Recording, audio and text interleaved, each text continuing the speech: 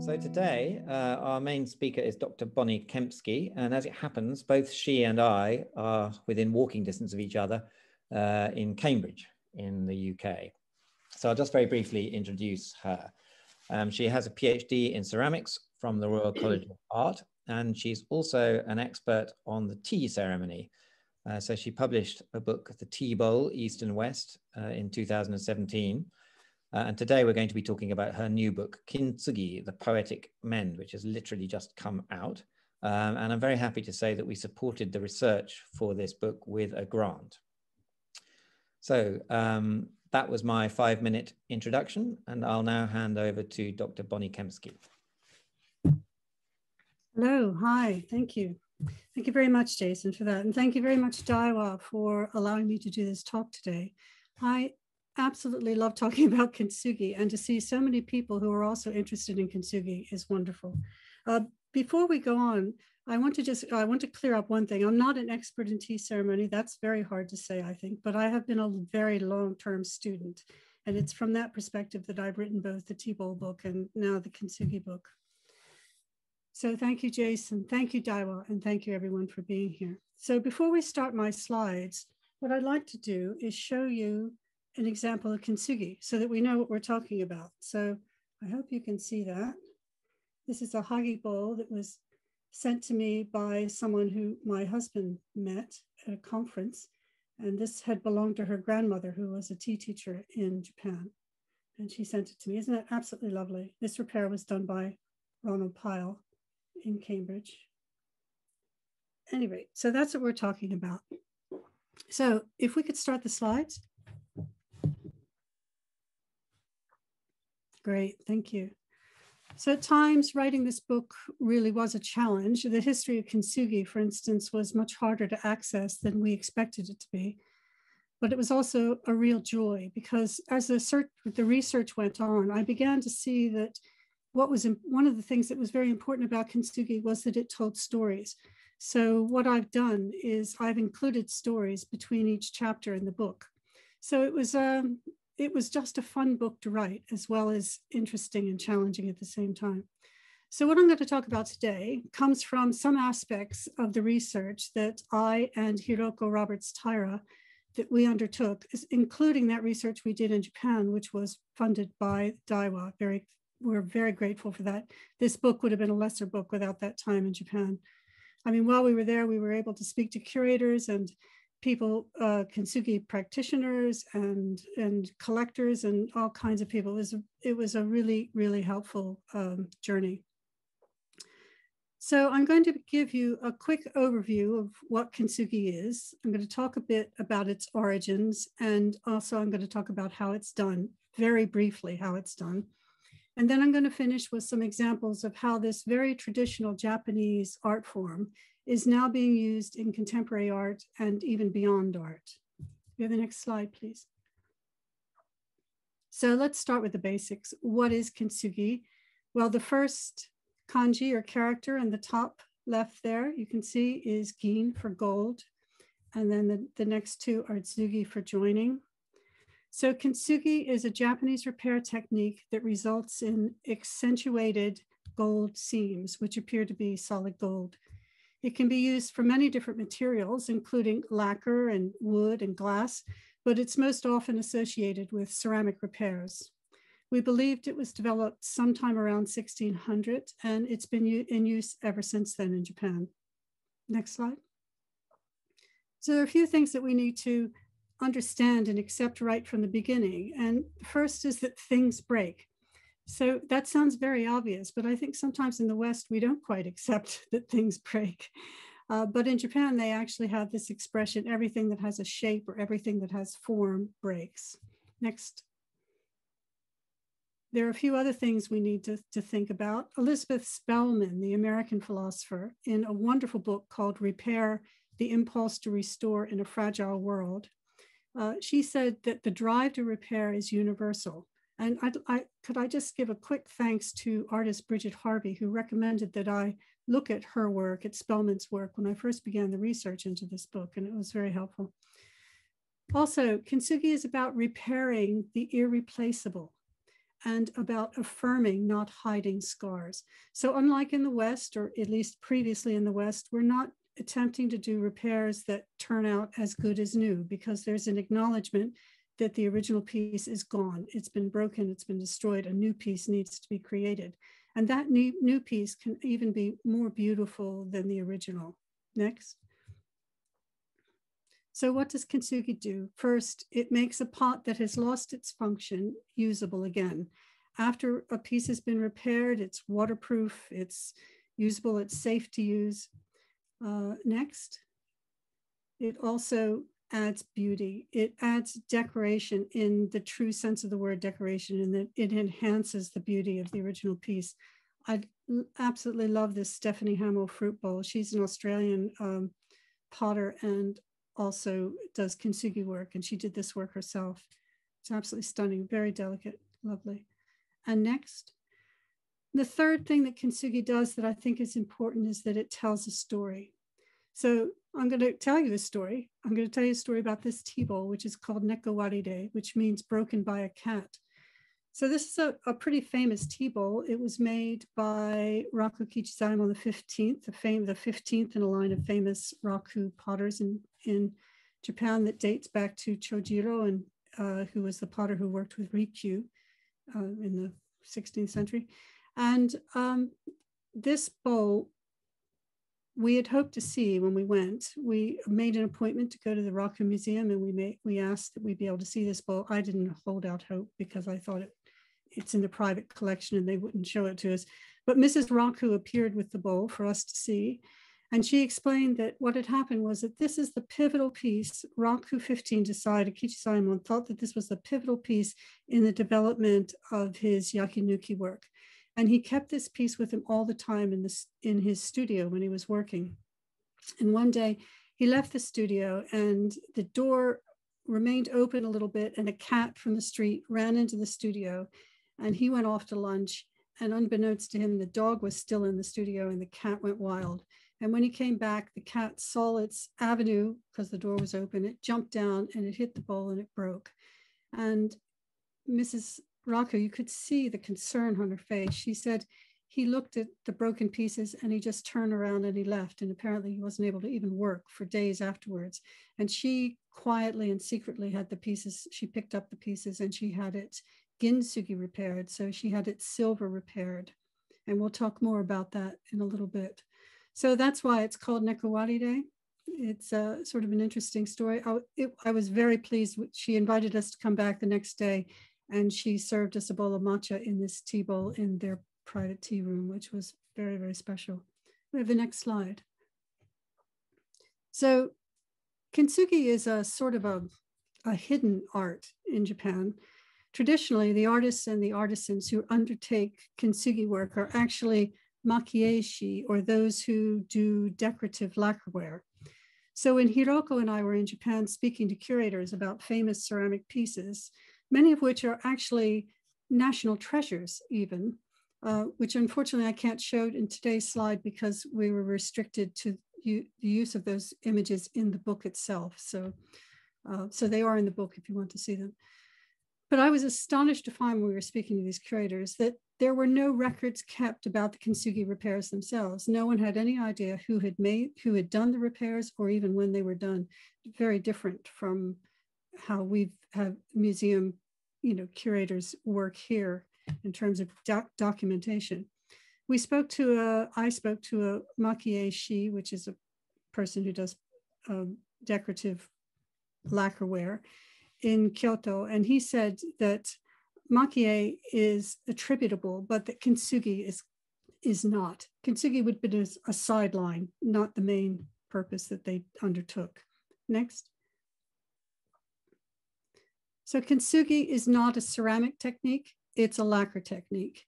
However, in contemporary ceramic studios all around the world now, potters are using Kintsugi and what's called easy Kintsugi or kani Kintsugi, meaning it's glue-based rather than lacquer-based, as another tool for them at their disposal for them to use. Can we go to the next? Oh, could you go back one for that? So I'm going to talk about the 4 essential ingredients that Hiroko decided. I think this is a brilliant sort of sum up of what it is that led to the development of Kintsugi. So I'll go through those. Next slide. First, of course, it takes ceramics. If we're talking about ceramic Kintsugi, Jomon period, we know that in Japan, the ceramics are the oldest dated in the world. A little bit of dispute, but most people agree with that. And the ceramics date back so far to 14,500 BCE. So knowing this, we went to Higashi Murayama Museum, and we made arrangements to speak with Chiba Toshiro, who's the curator there. And he showed us this absolutely beautiful pot. It was just amazing to see this. I use this image instead of their formal studio shot because it shows Hiroko in the background taking one of her many, many, many images during this trip. So in the next slide, we can see that at the same museum, he was also explaining urushi, which is lacquer, Japanese lacquer, to us. And that has been dated back to about 5,000 BCE. And it's known that although the Jomon people were only semi-agrarian, they were hunter-gatherers of a sort, but they did actually maintain plantations of urushi trees or lacquer trees just for this. So Chiba Sensei told us that there are 4 purposes for the use of urushi. The first is on the left, and that's decorative. So that's red urushi using basically as a paint or something. And just on that second shard there, you can see it looks almost like a fingerprint that was made and it's absolutely astounding to see. In the next image, you can see that it was used as an adhesive. So that spout was put back onto the body of the pot, which is now gone. And in the third image, you see that it was used as filler. So that little bit down there, it looks like it's ceramic, but in fact, it is urushi, it's lacquer. And the small image at the bottom, that's the grit, the shiny grit that was added to the joint above it as decoration. So we know that urushi with something applied to it has been used as decoration all the way back to Jomon. What we don't know is whether the connection from Jomon to contemporary use of Kintsugi or the development in the 1600s or whenever was consistent or whether it was rediscovered. We don't know that. As far as I know, we weren't able to determine that. So next slide. So I want to talk just a little bit about urushi itself, about the lacquer itself. As you can see, it is poisonous. You can see that by the title, which is Latin, and I'm not going to try to pronounce it. It is related to American sumac or any other, lots of other poisonous trees. You can get a very severe reaction to it. About 90% of the people in the world do get a reaction to it. It can be very severe. You can be hospitalized or be on steroids or whatever. If you decide to do Kintsugi, please make sure you cover up well, you wear gloves, etc. So the urushi tree is found only in Japan and the countries surrounding it.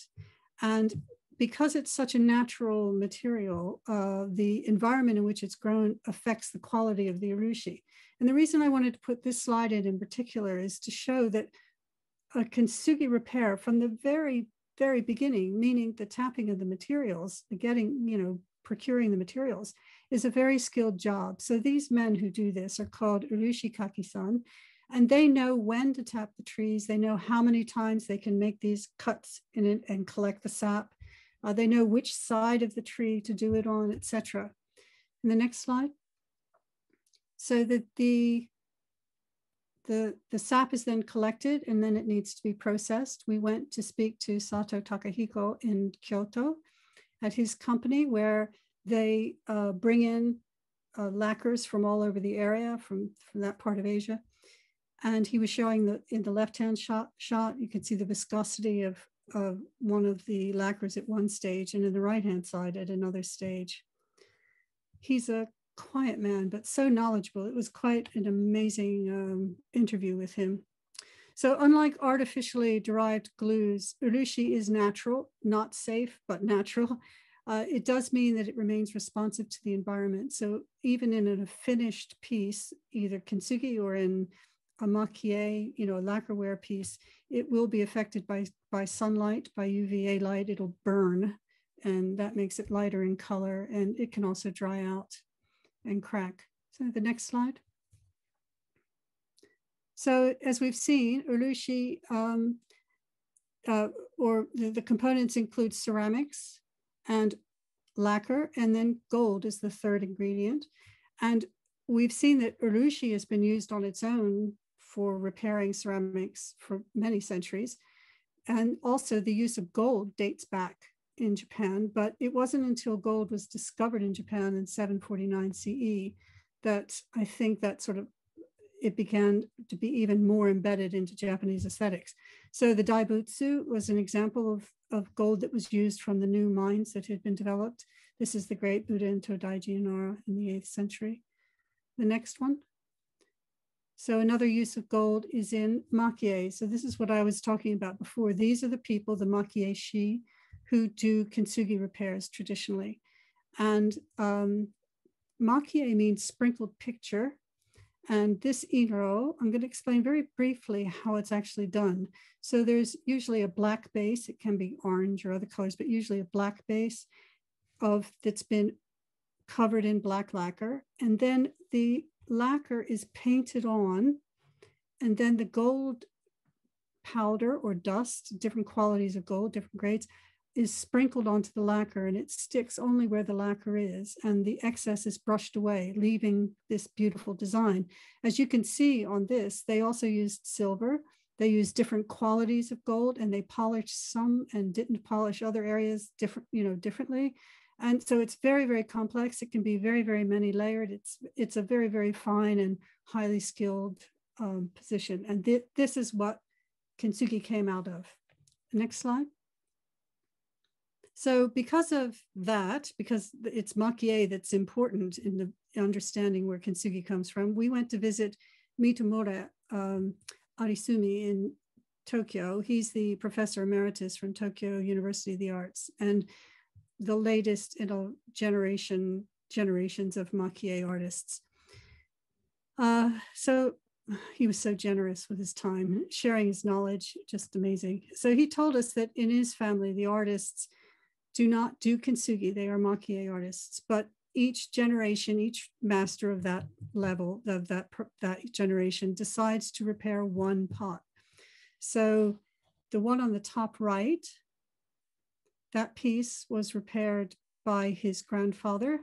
That bowl was broken in the 1923 earthquake, which claimed, I think, 140,000 lives or so. Earthquakes have a lot to do with kintsugi. And in the bottom image, you see the lotus-shaped bowl that was repaired by his father. So when we asked him, well, what are you going to repair, or what have you repaired? He said he hadn't found the piece yet. So we'll wait and see what he comes up with. So let's have the next slide. So the last component is not a material component at all. It's chinoyu, or tea ceremony. This is an image of me and tea in Cambridge, in our tea room in Cambridge. And you can see another repair done by Ronald Pyle, and this beautiful, tiny kintsugi repair on the rim, astoundingly beautiful. So it's within the culture of tea that kintsugi was really able to flourish, both aesthetically and economically. First, in terms of the aesthetics, the tea aesthetic is about accepting imperfection and irregularity. That has to do with wabi, and increasingly I've come to understand it actually includes the accidental as well. But beyond aesthetics, the other reason that chinoyu is so important to the development of kintsugi is because of value or economics.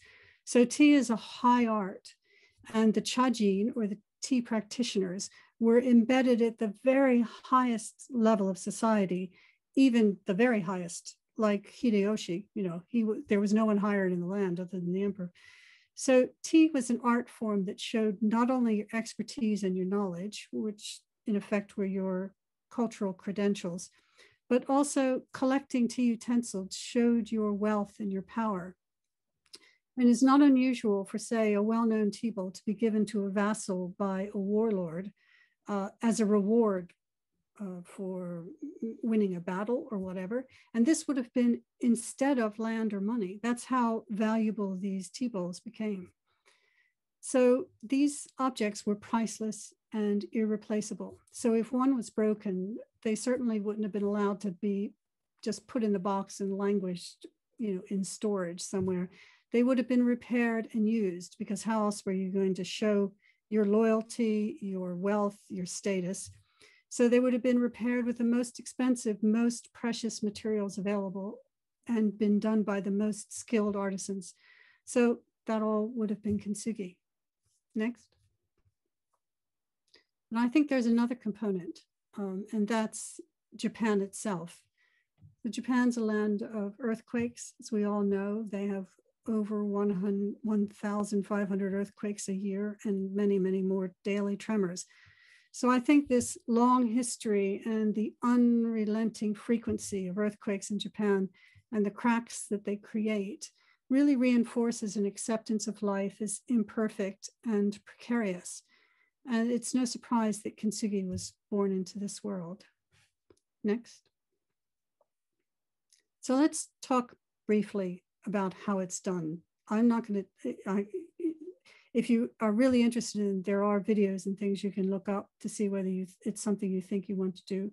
But I'll just explain how it's done. So we have the next slide. How do we go from the image on the left to the image on the right? They are the same pot, but of course there's a lot of time between the two stages. So the lighting was different in the two images.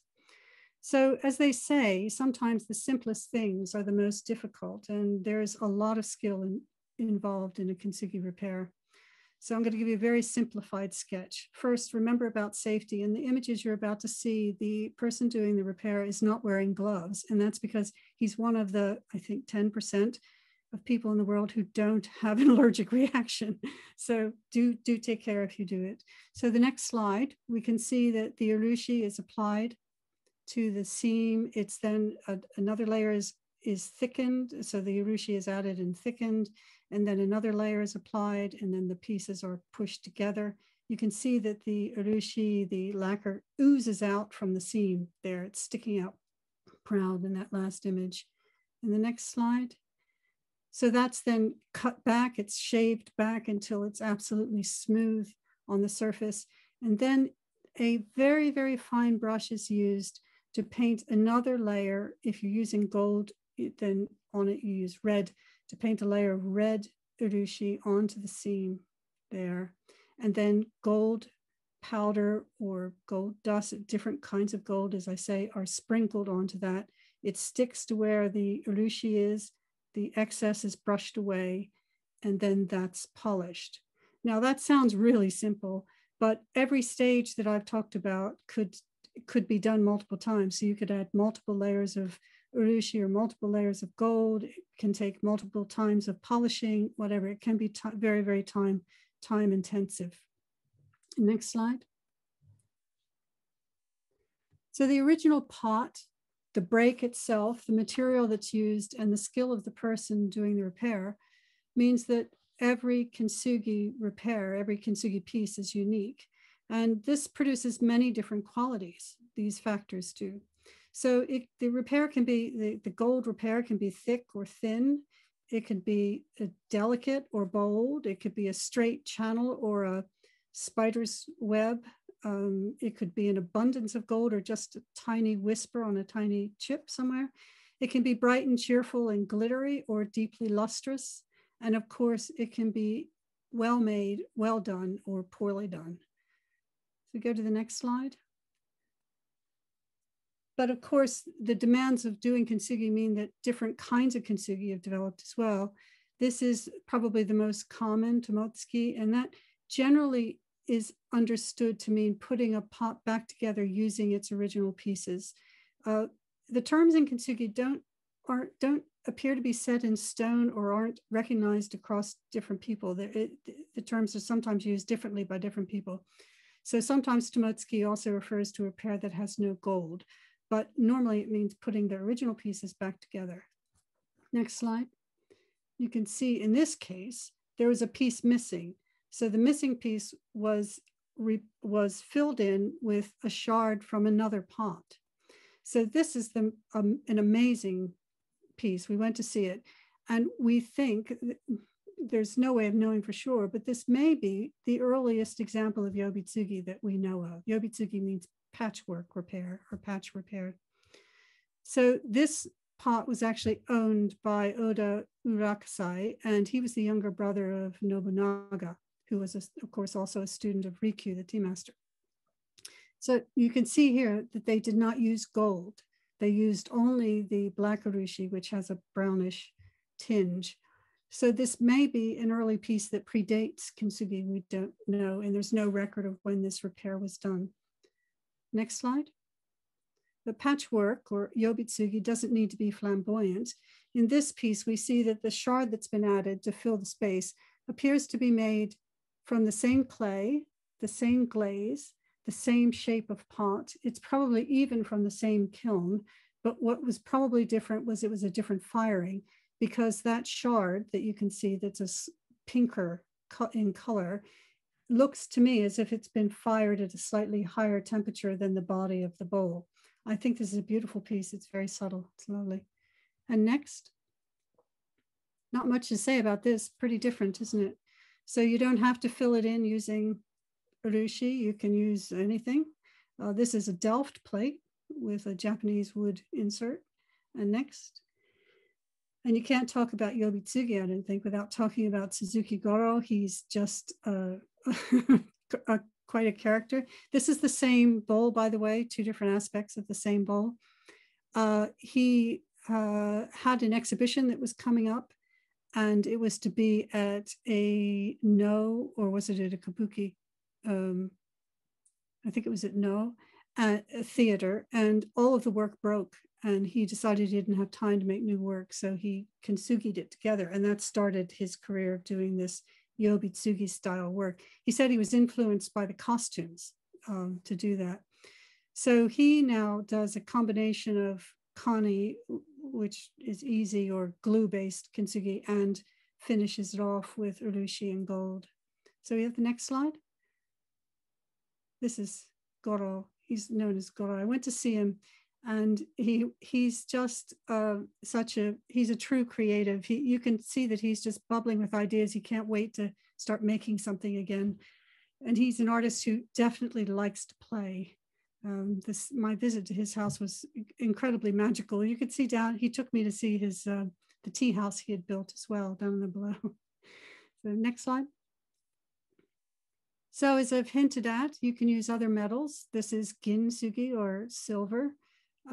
You can also use pewter or brass. Brass is not food safe, by the way. So if you're doing kintsugi yourself and you use brass, please make sure you don't use it on anything that even 20 years down the line, some other person might use for food.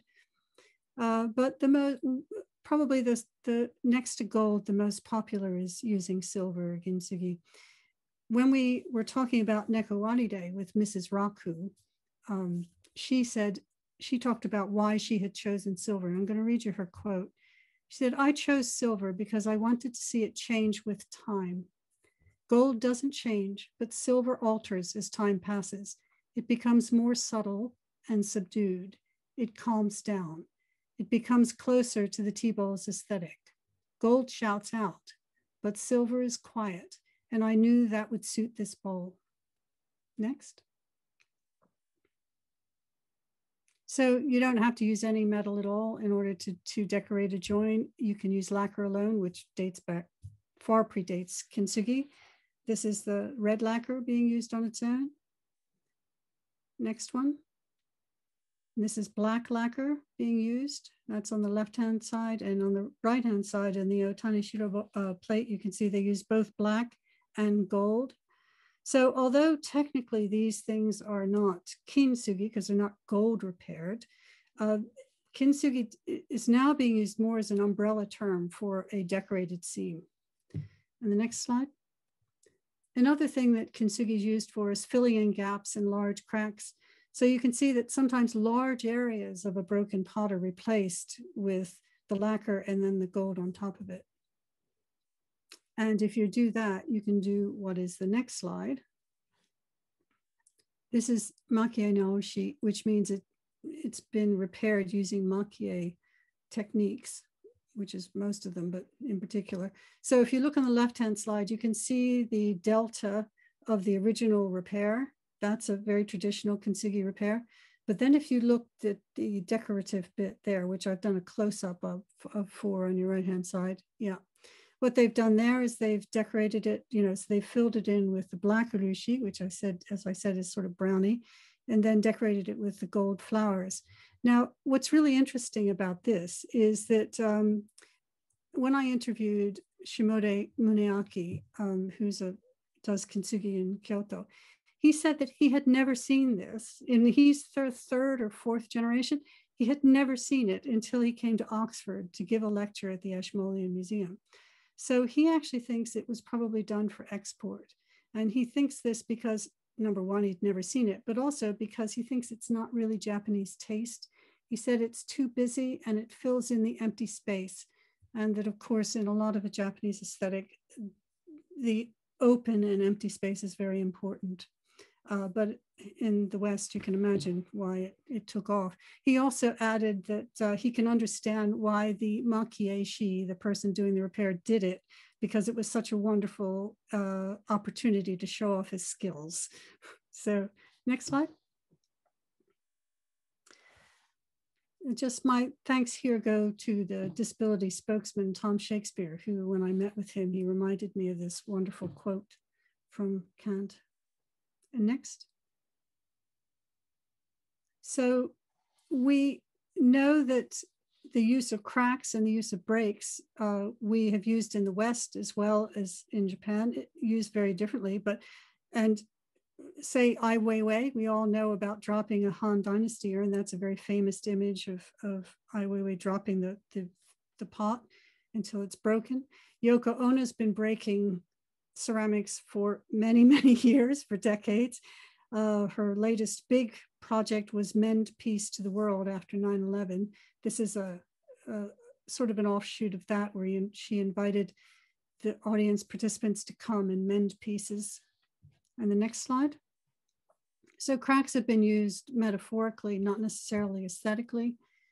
In the West, this is Doris Salcedo, who filled the entire turbine hall at Tate Modern. If you don't know it, it's a huge space, and there was a huge cracks running through the floor. And she said that for her, this was a piece that talked about immigration and the problems of immigration. That's, as I say, metaphor, possibly not aesthetic. Next slide. So let's look at how contemporary Kintsugi is used. We've looked at breaks and cracks. Let's look at the next slide. I think that the reason that Kintsugi is so popular in the West is because of its very strong metaphor. So you can't look at a Kintsugi piece without just getting a sense of the metaphor of loss and recovery, or resilience, or fortitude, or overcoming tragedy, or the beauty in accepting tragedy. So a metaphor, of course, is a laying over of one quality onto another thing. So a visual metaphor can be very direct, like in the famous tea bowl by Koetsu Seppo, which I can't show you an image of. There's a very strong line of gold running down it in a channel, and it looks like a cascade of water. So that's a very direct metaphor that's used. But a metaphor can also be much less direct. It can wrap us sort of snugly within our own inner being, or it can expand to include, universal values and concerns. It can represent trials and successes that we all hold in common. And a good metaphor is transformative. It makes a difference to how we think or feel. Next slide. Next slide. Thank you. Kurara Yukiko is a Kintsugi shi working in Tokyo and outside Tokyo. We went to visit her home outside Tokyo. And she's an example of using the very practice of Kintsugi as a metaphor. So she originally trained as a graphic artist, but then she became very ill. And she decided that the reason she was ill was because her lifestyle didn't suit her life values. So she went right back to the basics, which she felt was food. So when her favorite dish broke, she decided without any hesitation to have it Kintsugi repaired. It took months, which is not unusual. And when it came back, she kept wondering, why did it take so long? And she then decided she would learn about Kintsugi. So she apprenticed herself to someone, I don't know whether it was a Kintsugi shi or maki-e shi, but she then trained fully in Kintsugi techniques and maki-e techniques. And she now does both this kind of repair. You can see this is what greeted us when we went to visit her. This is with the pewter, these 2 beakers with pewter repairs. But she also does more adventurous and unusual work with potter. She said of Kintsugi, learning to put a pot back together helped me to put myself back together. Next. This is Yi Suk-kyung in her work. These are called translated vases. She's done a whole series of these. They're often monumental, like this one, very large. She uses ceramic shards from the Joseon reproduction wasters. So what these are pots that are replicas of old pots made in Korea that have not made it through the kiln or have distorted or whatever in the firing. So the potters throw them away. So she uses those thrown away pieces to construct these new sculptures. So it says something. I think she's telling a story about Korean ceramic history, as well as creating these bubbling, effervescent, beautiful sculptures. Next. And here in the UK, we can look at Paul Scott, the work of Paul Scott. In his Syria series, this plate in particular is Aleppo. And what Paul has done is for many years now, he's been using 19th century industrially produced blue and white transferware, and he erases part of the existing transfer. You can see on that plate that there's a faded bit in the back. That's the original transfer. And then he creates a new decal, which he overlays over the top. So in this case, an image of the bombed Aleppo with the fighter jet flying over. And his single line of Kintsugi, like a lightning strike down into the center of the city, which says how quickly a city can be destroyed. A very powerful work. This is one of a whole series. Next. This is a very moving instance of the use of breakage and reconstruction and the use of gold. This is Claudia Claire, who's a feminist artist who works in these painted vase forms. So Atifa was a 16-year-old girl who was found guilty of crimes against chastity and adultery in Iran. And she was hanged for this in 2004. It was after she had been repeatedly raped by a 51-year-old man, and she was hanged for having been raped. So Claudia uses the violence of breakage to represent the violence that women all around the world undergo and endure. And also she uses the reconstruction of the fragments to inspire activism and compassion very effectively, I think. The next slide. So traditionally, Kintsugi is done to any ceramics and lacquerware and other glass and other materials, but it's also been taken up by those working in fine art and contemporary craft as well, as we'll see in the next slide. So this is Rachel Sussman, and she does these installations. By the way, in the lower, you'll see that this piece is called Sidewalk Kintsukuroi. Kintsukuroi and Kintsugi, the terms are usually used interchangeably. There seems to be a nuanced difference, but most people I spoke to in Japan couldn't actually articulate the difference. Has to be, one told me it's whether you were the repairer or the person who was having the repair done. So it's a bit complex, but she's done these wonderful installations. She's also done marble walls that have cracks in them and things. And next. This is Paige Bradley. This piece is a bit too overt for me. The metaphor is a bit too overt, but it certainly is an unmistakable use of Kintsugi, of the concepts of Kintsugi. And she calls it electricity. It's light that she uses instead of gold. And next, Zoe Hilliard here in the UK. What Zoe's doing, is she's a textile artist, is she takes the broken pots and she encases each shard in fabric, often vintage fabric, and then she reconstructs the pots through sewing. I think they're quite magical pieces. And next. And Kintsugi has also been involved in much of popular culture. So if we look at the next slide, we can see, here's an example. So I found these plates at the South Bank shop in London. I actually laughed out loud when I saw them, because one thing you will never see with real kintsugi is identical plates, because every piece will break differently. Every kintsugi repair will be different. The materials will be different. The circumstances will be different. So this really did amuse me. So Saletti is not the only one who has kintsugi ranges. I found at least 3 or 4, including one that was designed by Yoko Ono. So if we look to the next slide, here's an example.